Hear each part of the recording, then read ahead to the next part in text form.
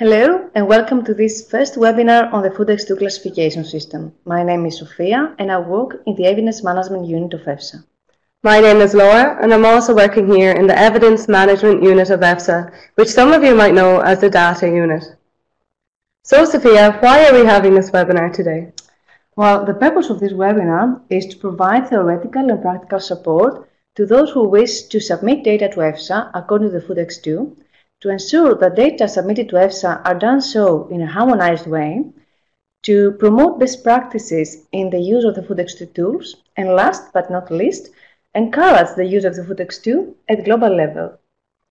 If you have seen, as you have seen the registration page in the webinar agenda, together with Laura, we will give you an overview of the FoodEx2 system and the reason for its development. Our colleague Alban will then demonstrate to you the catalog browser software that hosts the FoodEx2 and will answer to some of your questions. We will then talk you through the basic functions of FoodEx2 and see some coding examples together, and we will close this webinar with a question and answer session. We are really happy to have such interest in this webinar today, with almost 500 registrations from 70 different countries across the world. We really hope you enjoyed this webinar and learn a lot about using the FoodEx2 system. So first of all, if you have any technical issues during the webinar, for example, if you cannot see or hear us properly, please insert your question into the technical chat box, which is just located at the bottom of your screen. If you have any questions throughout the webinar on what we are discussing, please place your question into the Q&A question and answers chat box, which is just located at the right-hand side of your screen. These questions will either be answered orally in the Q&A sessions or in writing from our colleagues Davide and Telemachus, who are located in the technical room. Please feel free to add your questions throughout the webinar and we will do our best to answer as many as we can before the end. Please note that this webinar is being recorded and EFSA will publish a recording after the event. Okay, let's get started. So Sophia, what is the FoodEx2 system? Well, the FoodEx2 is a comprehensive food classification and description system that is developed and maintained by EFSA. It serves as a common language to match data coming from different domains. Why did EFSA first develop the FoodEx2 system? Well, data from different domains are submitted to EFSA from different organizations, this being the European Commission, EU member states, industry, consumer association, university, academia, and others. Therefore, FoodEx2 ensures that these data are submitted to EFSA in a harmonized way. And why is the FoodEx2 so important for EFSA? It enables the match of the chemical occurrence data with the food consumption data in order to allow the calculation of dietary exposure, an important step in the risk assessment work that EFSA is performing. It's also crucial because it determines the level of detail for the data analysis. And who is using the FoodEx2? Well, FoodEx2 is used by EU member states that are submitting data to EFSA. It also boasts international reach with FAO and WHO using FoodEx2 to facilitate the collection of food consumption and food composition data in order to populate the GIF database. It is also used from other organizations across the globe, like for example Australia, Canada, US, to codify data in different domains. And how easy is it to code your data using the FoodEx2? Well, it seems to be complicated at the beginning, but once you get familiar with it and after some training, you will see that this is not the case. FoodEx2 will allow you to describe your food in the most detail possible and also in a harmonized way. There's also some rules put down in the report that is available in the registration page. So Sophia, say I have some data and I'd like to code it using the FoodEx2. Where do I start?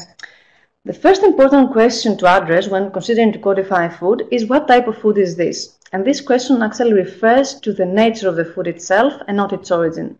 Let me give you a bit more information on that. So there are three principal types of food groups in FoodEx2. This being the raw primary commodities, their derivatives, and the composite dishes.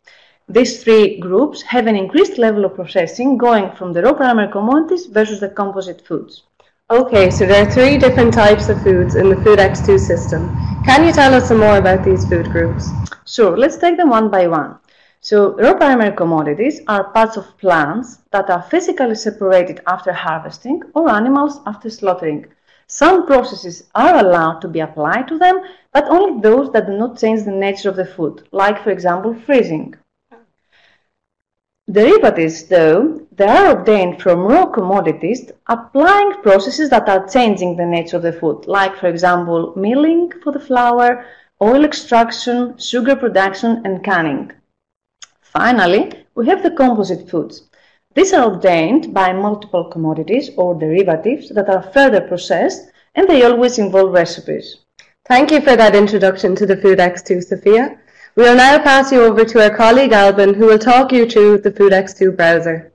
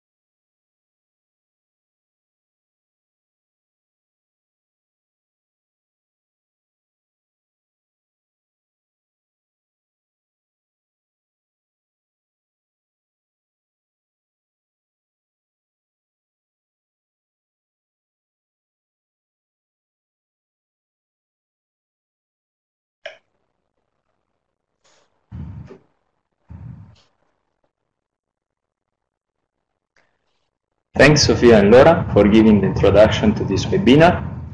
My name is Alban and I'm also working for the Evidence and Management Unit here in EFSA. During the next 10 minutes of this presentation, I will give you an overview of what is the EFSA's catalog browser and how the main page of the software looks like. Just before starting, I wanted to note that this webinar is being recorded and hence it will be published in its main page after the presentation. As well, our colleagues from behind the scene will try to answer to some of your questions along the presentation. So let's start.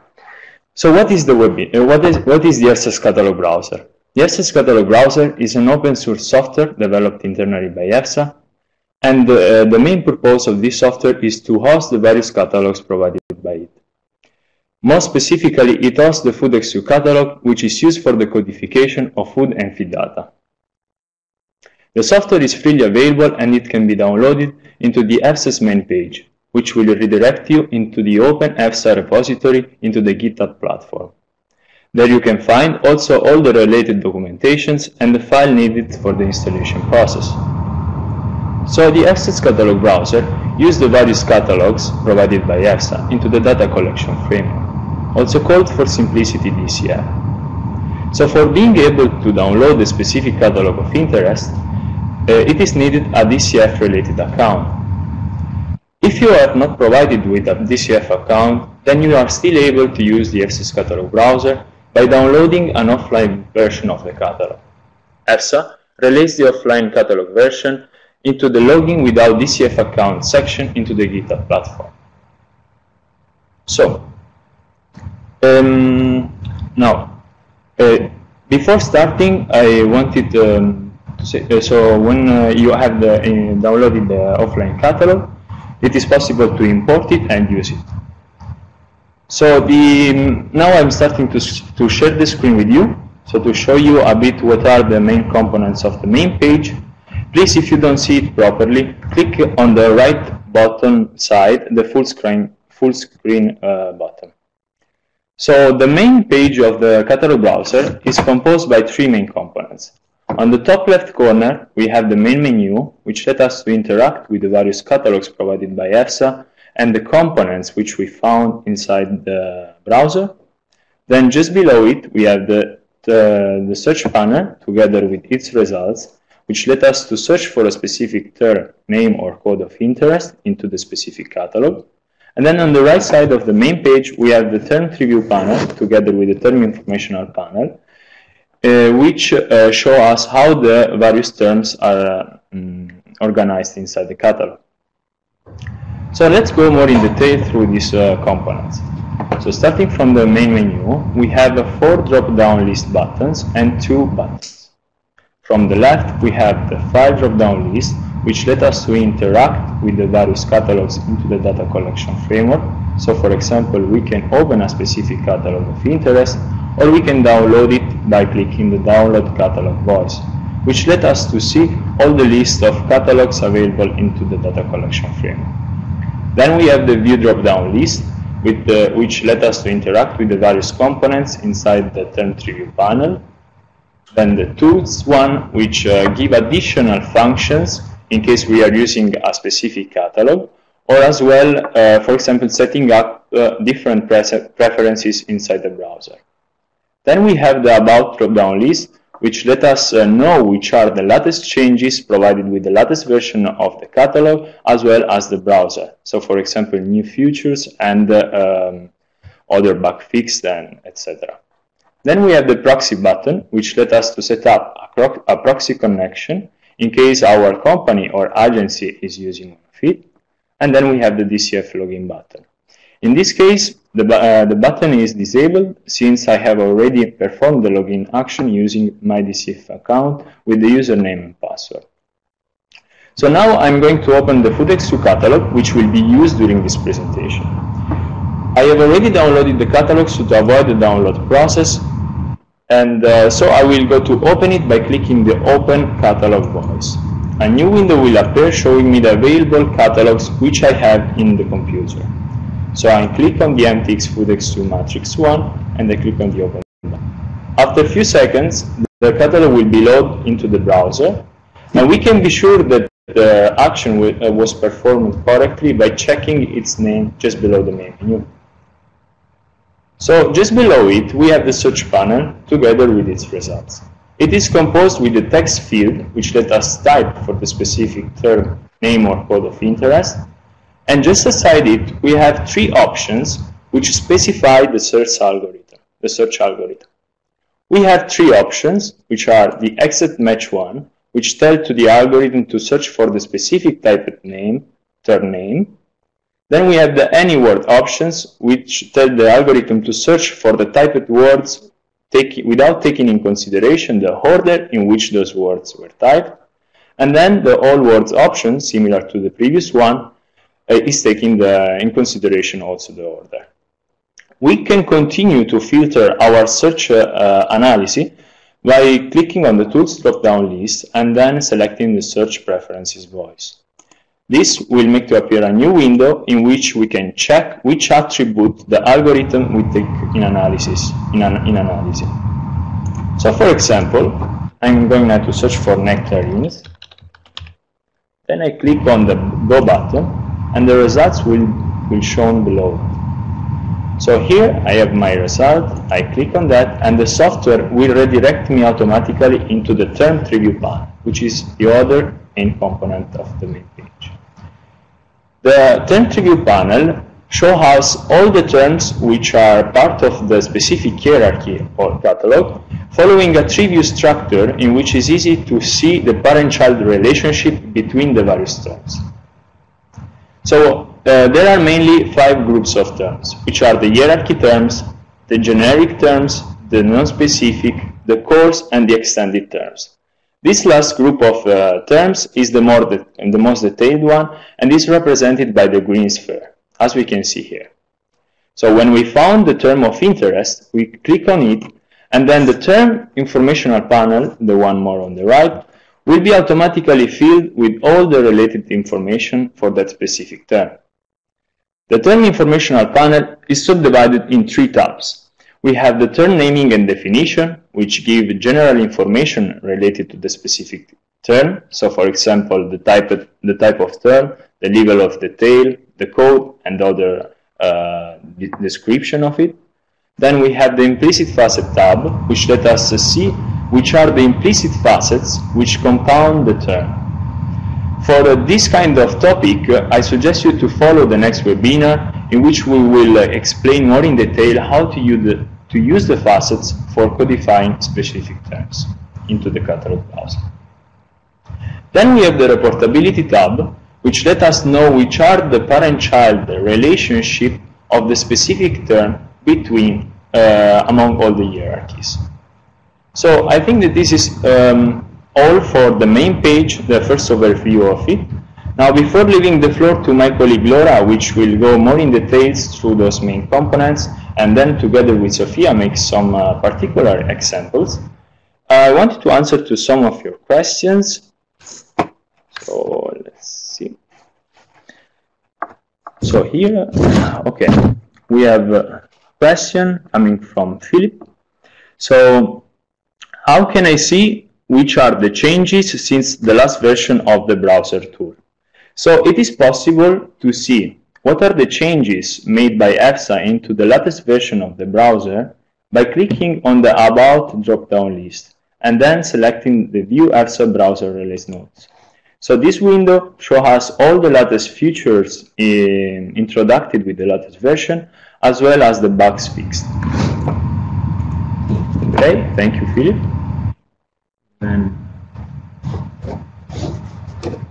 okay, we have another one coming from Linda. So, how often do EFSA update the catalog browser? So, the FoodEx2 catalog is updated by EFSA just when, let's say, big improvements are made or significant changes are performed to the browser, to the catalog. So at least once per year it is updated. Thanks. Then we have another question. So does the browser receive updates, and how can I update it? So yes, the catalog browser receives updates, and the update process is performed automatically by the browser when we launch the program. So the minimum requirements are an internet connection and memory for letting the software to be installed into our computer. So then let's see if we have any other question. Yeah, we have another question. So it is possible to install the EFSA catalog browser inside the OS X system or Mac? Yeah, this is a question related more. Let's say that for being able to launch the browser inside the OS X system, there are needed few IT skills. So I think that it's better to discuss about that maybe after the webinar. So please contact us and we will try to help you during this process. Okay, I think that I'm done. Now I will leave the floor to my colleague Laura and Sofia. Thank you.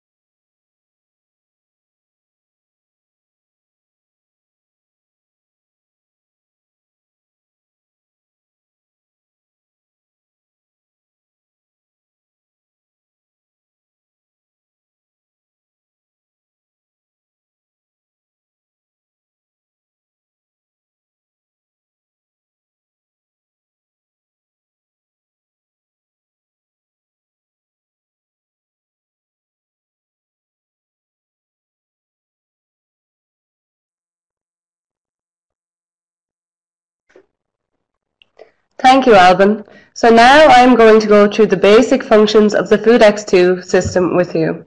So it might be useful at this stage of the webinar to expand your presentation screen to full view just so you can see the detail in the browser. Okay, so the FoodEx2 system consists of 8 different hierarchies. We can see these hierarchies in the drop-down list at the top center of your screen. So the MTX, or the FoodEx2 matrix hierarchy, is known as the master hierarchy. This means it contains all the codes in all the different hierarchies mixed together. We do not recommend coding any of your data using the master hierarchy. And why not, Laura? Can you explain us why? So we do not recommend coding any of your data using the MTX FoodEx2 matrix hierarchy, as because it contains all the codes from the different domains mixed together, you may choose a code that matches the description of your food, but it may be from the wrong hierarchy. Okay. For example, if I'm coding food consumption data and I want to code, for example, wheat grain, I may end up selecting a code that matches the description wheat grain, but it may be the code from the feed hierarchy, which would not be correct. Okay, that's important to know. Thank you. So the reporting hierarchy contains FoodEx codes from food and feed, and then we have 6 different hierarchies specific to different domains of data collection. So we can see zoonosis, feed, veterinary drugs residue, botanicals, and feed additives exposure. So today we're going to focus on the exposure hierarchy, which is used to code food consumption data and food-related data in the pesticides and contaminants area. So today we're going to keep it simple in this webinar, and we're going to explain the hierarchies and the base terms. Next week we're going to cover facets, which are additional codes which are used to add extra information to your base terms. So make sure you join us next week. So please ensure before starting that these 2 boxes in the top right-hand side, the top right-hand part of your screen, are ticked, as this hides terms in the FoodEx2 which are not in use anymore. So you will not use them in your coding. So in the central panel of the screen, we can see the base term tree view. So as we can see, the exposure hierarchy of the FoodEx2 is divided into 21 main food groups. These groups are clearly defined, and each food code can only be found in one of these groups. So as you can see in the center of the screen, each base term in the FoodEx2 system has been assigned a 5-character unique alphanumeric code. This means it has been given a code which contains a mixture of both letters and numbers. The base terms are arranged in the tree structure in a parent-child relationship. So what does this mean? This means that we can expand each base term in the FoodEx2 to show more specific terms within each term. For example, when I expand the fruit and fruit products hierarchy term, I can see more specific terms contained within the group.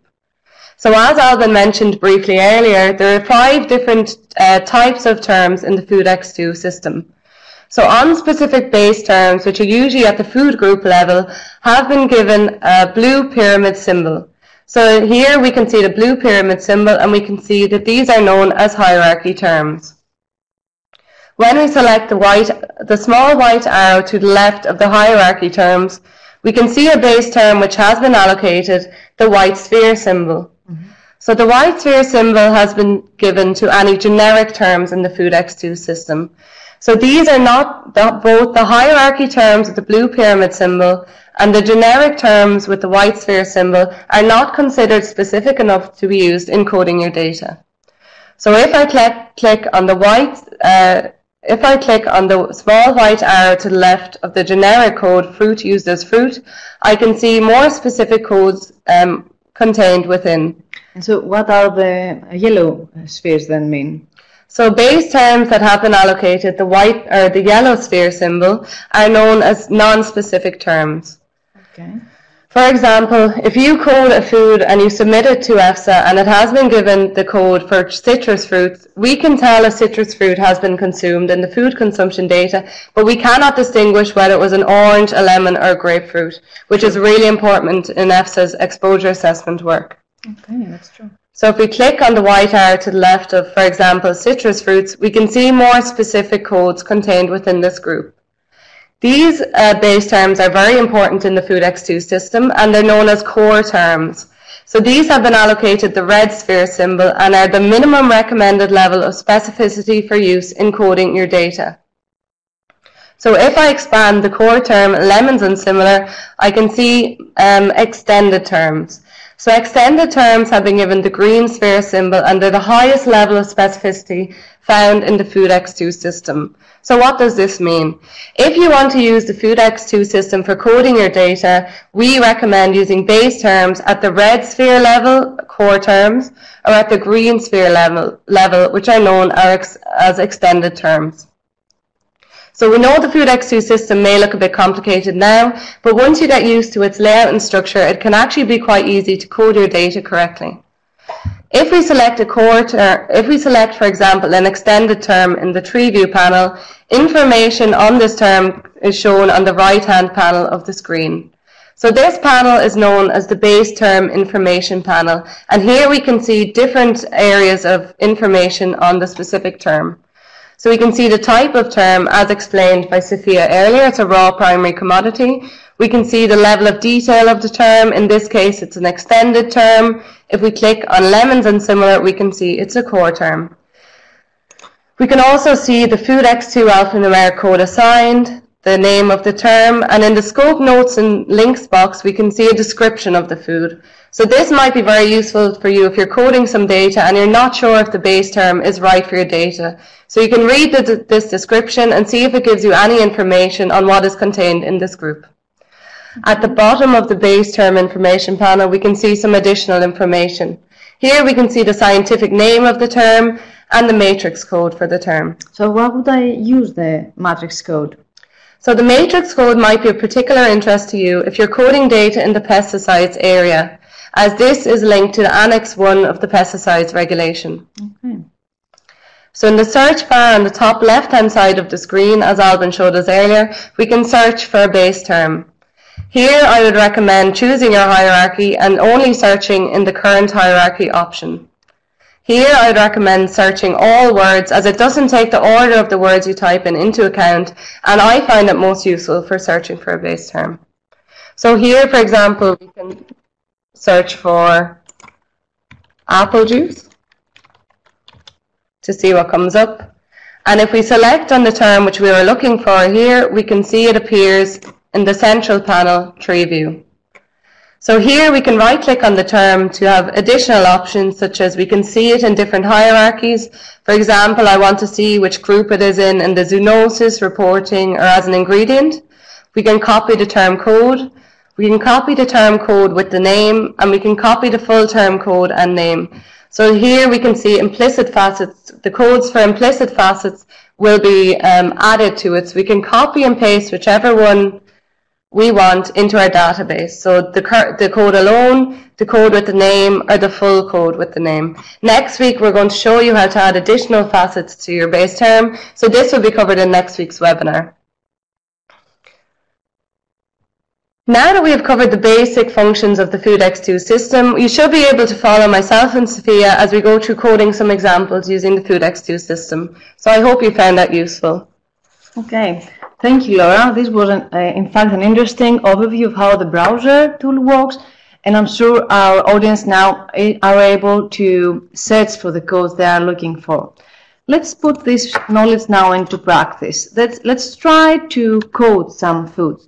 Let's start with the fruit of orange. As we said previously, the first question to address when you are asked to codify a food is what type of food is this? So this results in raw primary commodities, their derivatives, and composite foods. Our orange is, of course, a raw primary commodity. So I would suggest that we search for orange there. Thank you. So we got the list of results. We can locate our orange at the bottom of the list. There it is. We click on it and we see it in the main tree panel. We confirm that our choice was correct, seeing that the raw primary commodity on the left panel under the type of term, and we also locate it under the citrus fruit. If we have any additional information on the type of orange, we can use a more specific code, but if you're not sure, you can use the orange code as it's an extended term. In fact, Let's see now a next example. Let's see the soybean sprouts. What would be this one, Laura? So I would say soybean sprouts, they're not processed and they're a single ingredient, so they're a raw primary commodity. Okay, that's correct. Let's type for soybean. Let's search for them now in the list.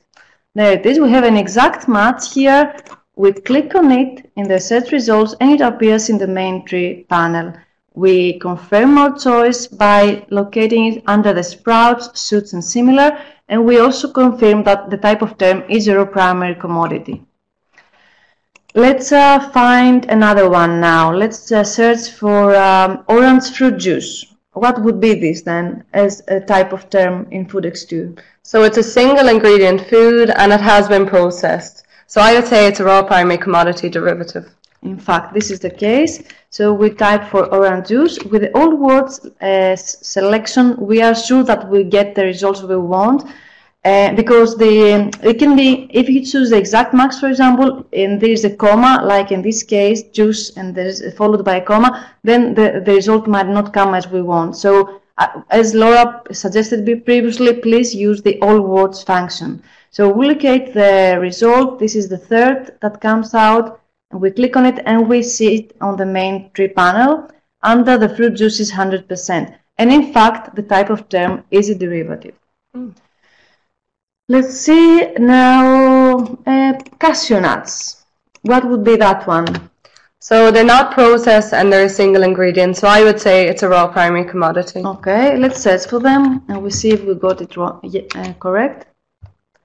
Here it is. We always select the extended term. This is the most detailed possible that we can have. So we go for the green sphere and we see it under the tree nuts. And as correctly said, this is a raw primary commodity. How about flour now? Let's look for a rye flour that is also wholemeal. Okay. How would you search for that? So in this case, we can either type in rye flour wholemeal. You can try and with see if it comes up, or else we can just search for rye flour.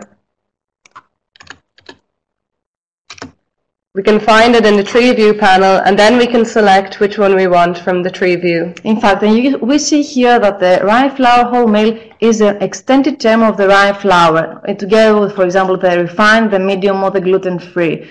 This is a derivative because it came from the rye grain that has been processed at the milling, with the milling process. Okay, let's see now some composite dishes.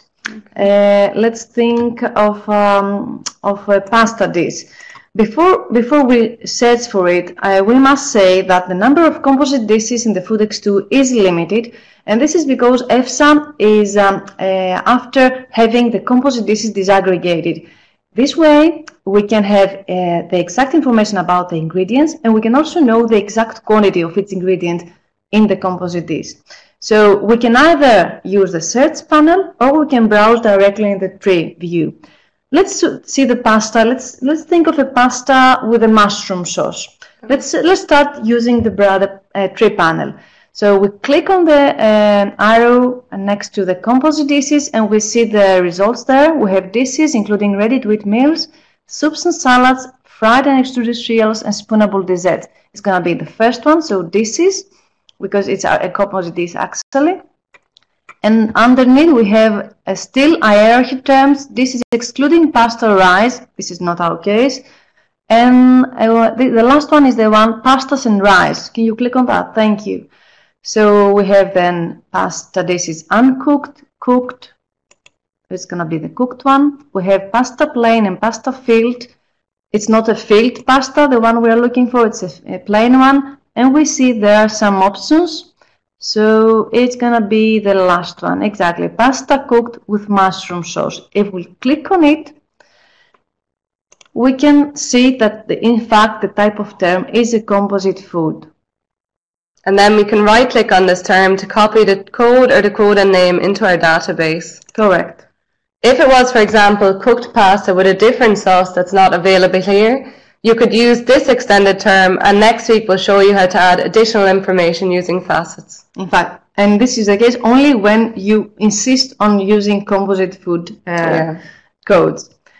So let's see another example. Now let's see a vegetable soup. A vegetable soup with a mixture of vegetables. Yeah. How would you look for that? So it's a vegetable soup. And maybe if it was a mixed, we could type these words and see what comes up. Oh, so here we have mixed vegetable soup. We can see it in the tree panel. And then if we have additional information, whether it has puree or pieces or whether it's clear, then we can use. In fact, it is under the generic code soups, and we have different type of soups there, and ours is under the mixed soups, mixed vegetable soups. Okay. Perfect. So we can use this term as it's a core term, but if we have additional information, we would recommend using the more specific terms. Okay. Okay. Let's think now of an instant coffee. So let's say that somebody has reported to have consumed instant coffee. This can be either in the form of powder that has been diluted further with water, or it can be directly the beverage. So let's type for instant coffee and see what are the results we get. Okay. So we have, as said, we have the instant coffee as a beverage, we have the instant coffee powder, and we have also the instant coffee powder decaffeinated. So depending on the food that we would like to codify, we either start from the beverage or we go for the powder, and then we report separately the water and other ingredients that may have been used to prepare that coffee beverage. Perfect. Okay. Okay, I think we gave enough examples. Maybe it's time that we listen from you now. If you have any questions, we'll be happy to answer to you. Yeah, so we're going to take 10 minutes to answer question and answers that have been asked in the Q&A chat box, and we'll do our best to answer as many as we can before the end. Okay, so here we have a question from Sarah. What is the difference between the exposure hierarchy and the food additives exposure hierarchy? Okay, so here we can see the hierarchies. So the exposure hierarchy, as previously said by Laura, is used for submitting data that are food consumption data or pesticides and contaminants data in the food area. The exposure, the feed additive exposure actually is not a food additive exposure. The feed additive exposure is used for the phase model that EFSA has developed, and it's not to be used for reporting data to EFSA. Okay. Thank you, Sarah, for your question. Let's see another one. Is there a summary available of the meaning of the white, yellow, red, and green spheres? Yes, there is. There is a report that describes the FoodEx2 system. It's available in the registration page, and then you can find information about its meaning of its sphere. Okay. Thank you, Eileen. Yeah, the first one, is there any catalog for food contaminants? Yes, there is. This is the exposure hierarchy. You need to use the exposure hierarchy to report data on food contaminants. Okay. Another one is, please, do you include all the specification from each country? Well, the codes that are existing in the FoodEx2 catalog are those that are commonly consumed. Initially, it covered only the Europe, but then with FAO and WHO using the FoodEx2 to collect data from all around the world, we expanded the terms in order to cover more foods and feeds that are consumed outside Europe. FoodEx2 is a live system, so we do recommend that you send us proposals and we take them into consideration when we do the maintenance and update of the catalog. So we are open to suggestions. It's true, the market is evolving, so for sure there's going to be new foods that are going to be added in the future. Concerning if you cannot find regional food, for example, I would suggest you that you try to search for a common name or a scientific name. Where the search engine will look also in the implicit attribute on the right bottom part of the first one, the term naming and definition. On the right bottom part, you can see that the common names. In some cases, we also have the scientific names. So if you know the scientific name, for example, of a fruit or vegetable, then you can type that in the search box and you get the results. How is the name appearing in the catalog? Then the other one, if I had a tomato and carrot soup only, how do I code it? Well, since we are in this webinar, we are limiting ourselves only the base terms. We will recommend you to start from a vegetable soup. So can you show us, Laura? So as we did before with the vegetable soup, it is a mixed vegetable because it has at least 2 ingredients. So we'll go for the either mixed vegetable soup, which is a red core term, or a more extended if we have information whether there were pieces inside or it was a bouillon. And then next week we'll show you how to add extra ingredient information and different extra information using facets. So with the facets we'll be able to identify that actually the vegetable actually in the soup was carrot and tomato. Yeah. Another one, could you please repeat the explanation of why there is limited data in composite dishes? Of course, we can repeat that. So the reason having limited dishes, limited number of entries under the composite dishes is that because EFSA is after having the composite dishes disaggregated. This allows us to have more detail on the type of ingredient that make part of the composite dish, also the exact quantities, because this is enabling us to be more accurate in our exposure assessments. So, for example, if a member state is trying to submit data on lasagna, for example, in food consumption data, we ask the member states to break it down into tomato sauce, pasta, and give the quantities, so it's more specific. And then also lasagna can be made in another way in Italy, in another way in France, for example. So we need to know the recipe behind the composite dish. Okay. Another question is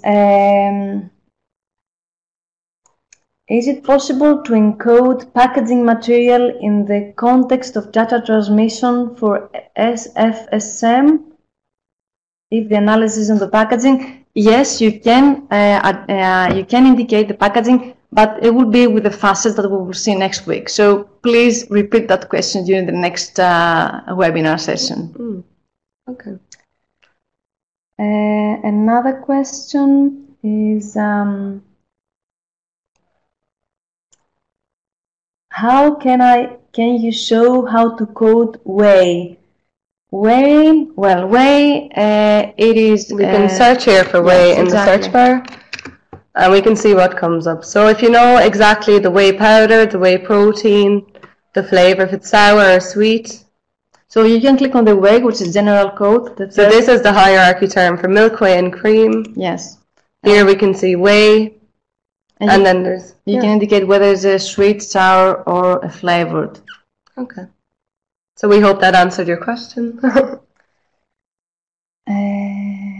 Another one is it possible to differentiate between 100% edible portion and less than 100% edible portion? Example, whole fish and fillet fish, or nuts with shell and without shell. Well, the foods that are included, the terms that are included in the FoodEx2 are intended to be used for edible portions. If you want to specify further, for example, for data on contaminants, you can do that using the facets. So there is a facet that can allow you to identify whether it was the shell, for example, whether it was the spine for the fishes, or the crown for the pineapple. And this is the physical part, if I'm not mistaken, the facet. But we can see that, we can explore with a facet dot on the top of the screen, and you can explore there the facets. So next week we'll go through all the facets and how to add them to your base terms. So it should be interesting next week. Yeah. Okay. How about ravioli? Can I code them? Sure, you can code ravioli. You can first try to search for ravioli.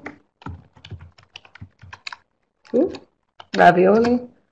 Okay, so there's no term ravioli in the FoodEx2, so we need to think about what type of a food it is. So it's usually pasta, whether it's cooked or uncooked, it's usually filled? It's filled actually. So yeah, maybe we can put pasta filled. It's a composite. It's a composite food for sure. So we need to look as a composite in the type of term. Here we go. In fact, it's under the composite dishes, but you need to put the exposure hierarchy, please, Laura. I have selected the reporting one. Okay, so filled stuffed pasta. So it's either, if it's a raw version of ravioli, you go under the pasta, those and similar products, and you find your filled pasta there. And you can identify with the facets what type of ingredients made the filling. Otherwise, if it's a ready-to-eat dish, then we will go in the composite dishes. In the composite dishes. Yeah, it will be under pastas. Cooked or uncooked. Cooked, and then there's pasta filled cooked, the second one. And you can have there already some codes there, some entries. Pasta filled with meat, mixed cooked, filled with vegetable mix, or with a mixed or unspecified filling. So you can select with either of these codes when it's a cooked version of ravioli.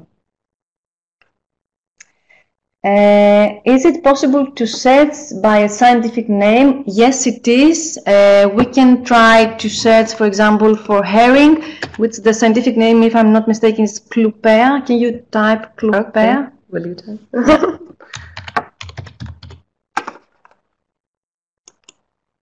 Okay. There it is. So you saw that, for example, for the herring, we select the base term, the code term. We have the herring, and then in the implicit attributes at the right bottom part, we see the scientific name, Clupea harengus. Okay. Excuse me if I'm not pronouncing it well. I'm not good in Latin. Next question is it possible? Sorry, I think I read that. Please show the example for feed. Okay, maybe we can redirect ourselves to the feed hierarchy. So there is a feed hierarchy, as Laura mentioned to you before. So this hierarchy contains all entries that are in this hierarchy are feed items. Yeah.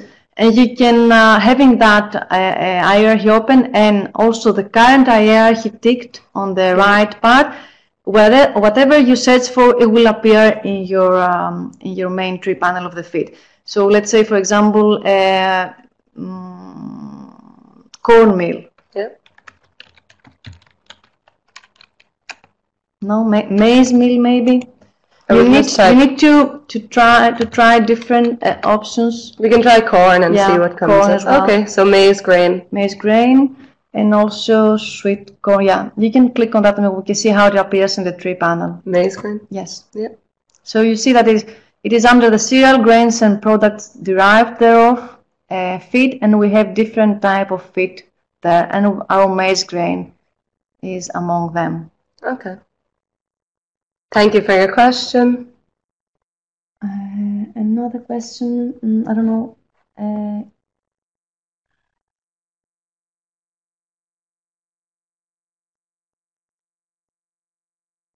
I think time is nearly up anyway. Yeah, but just because the questions are not arriving in order, so I'm not sure that we have answered all of them. Yeah, there was that. Could you please tell more about the last categories, major isolated ingredients and other ingredients? Thank you. Sure. Can we go back to the exposure hierarchy? Other ingredients. Can you click on the other ingredients? Yeah, that major. So this is exactly what the name is about, major isolated ingredients. Here we can find proteins, starches, yes, we can find food colors, food flavorings. You can browse, you can, in order to get familiar with the catalog, I would suggest you that you browse as much as possible. You see around what is there, what's included. So we have also, for example, food additives, and then we have some raising agents. We have there are some home preparation aids, like for example baking powder or gelling agents, preparations for pickling vegetables, for example. And under other ingredients, we have the artificial sweeteners, vitamins, chemical elements. This serve when we know when we want to codify. Normally is when we use the facets. So when, for example, we know that the food is fortified with a specific vitamin, so we select under the fortification facet that we'll see also next week the exact time of vitamins. So if you click on the vitamins, we will see the list of vitamins that are available. For example, if you take a supplement. In fact, yeah. So if somebody is reporting a supplement, you can indicate what this supplement contained, what type of vitamins and minerals contained. Okay.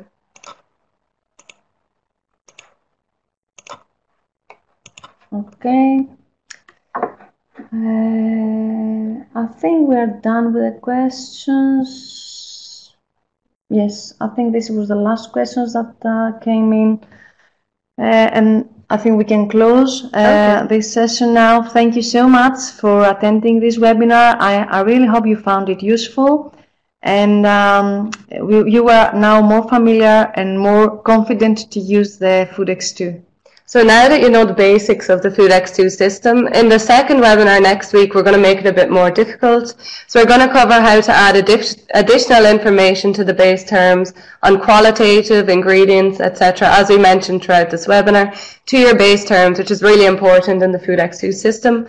So we really hope you enjoyed this webinar today and will join us again next week. Okay. And if you still have questions, you can use the mailbox, the functional mailbox of data collection to address them, and we will try to answer to as many as possible. So thank you again for joining, and hopefully see you next week.